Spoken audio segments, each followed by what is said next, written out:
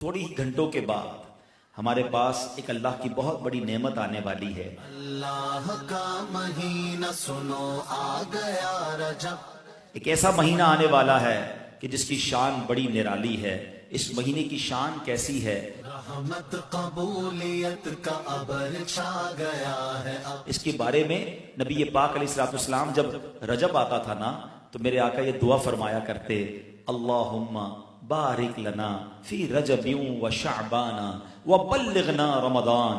اے رب کریم، رمضان میں رجب اور شعبان میں برکت عطا فرما اور ہمیں رمضان سے ملا دے۔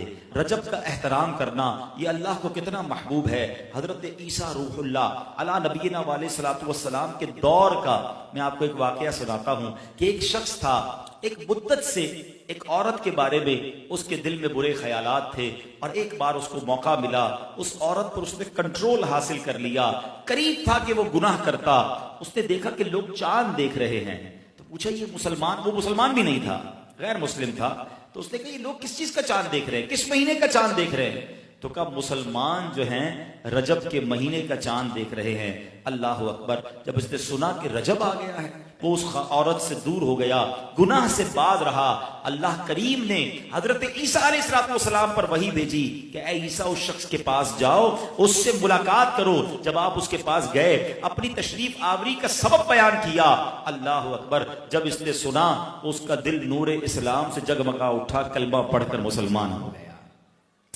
تو پتہ یہ چلا کہ پہلے زمانے میں صرف مسلمان نہیں، غیر مسلم بھی اس مہینے کا ادب کیا کرتے تھے۔ رجب کے ورڈز کتنے ہیں؟ 3، را، جیم اور با۔ سبحان اللہ! علماء کہتے ہیں اس کی انٹرپریٹیشن بڑی خوبصورت علماء نے بیان کی۔ را سے مراد رحمت الہی، جیم سے مراد بندے کے جرم، با سے مراد بر یعنی بھلائی۔ گویا اللہ کی رحمت یہ اعلان کر رہی ہے کہ میری رحمت اور میری بھلائی کے درمیان میرے بندوں کے جرموں کو کر دو تاکہ میری رحمت اس کی بخشش فرما دے۔ This is the time to repentance۔ رجب توبہ کا مہینہ۔ سبحان اللہ! رجب کے بارے میں آتا ہے کہ رجب اللہ کا مہینہ ہے، احادیث میں ملتا ہے رجب اللہ کا مہینہ ہے۔ آقا فرماتے الشعبان شہری، شعبان میرا مہینہ ہے اور رمضان میری امت کا مہینہ ہے۔ تو یہ بہت خوبصورت سیکوینس شروع ہو رہی ہے۔ یہ مہینے ضائع کرنے والے نہیں، ہاں یہ مہینے اللہ کی رحمت کو لوٹنا ہے اس مہینے میں۔ اور سبحان اللہ! ایک بہت خوبصورت بات میں بتاؤں کہ نبی پاک علیہ الصلوۃ والسلام فرماتے ہیں 5 راتیں ایسی ہیں جس میں دعا رد نہیں ہوتی۔ حدیث پاک فرمایا رجب کی پہلی رات، 15 شعبان شب برات جو ہوتی ہے، ٹھیک ہے، پھر فرمایا جمعرات اور جمعے کے درمیان کی رات، نمبر 4 عید الفطر کی چاند رات، نمبر 5 عید الاضحیٰ کی چاند رات۔ اور رجب کے روزوں کی تو کیا بات ہے، احادیث میں یہ فضیلت آتی ہے جو رجب میں پہلے دن کا روزہ رکھے، پہلے رجب کا 3 سال کے گناہوں کا کفارہ ہے، دوسرے دن کا روزہ رکھے 2 سال کے گناہوں کا کفارہ، اور تیسرے دن کا روزہ رکھے تو 1 سال کے گناہوں کا کفارہ۔ پھر پورا رجب جو ہے وہ ہر روزہ جو ہے وہ 1 مہینے کے گناہوں کا کفارہ ہے۔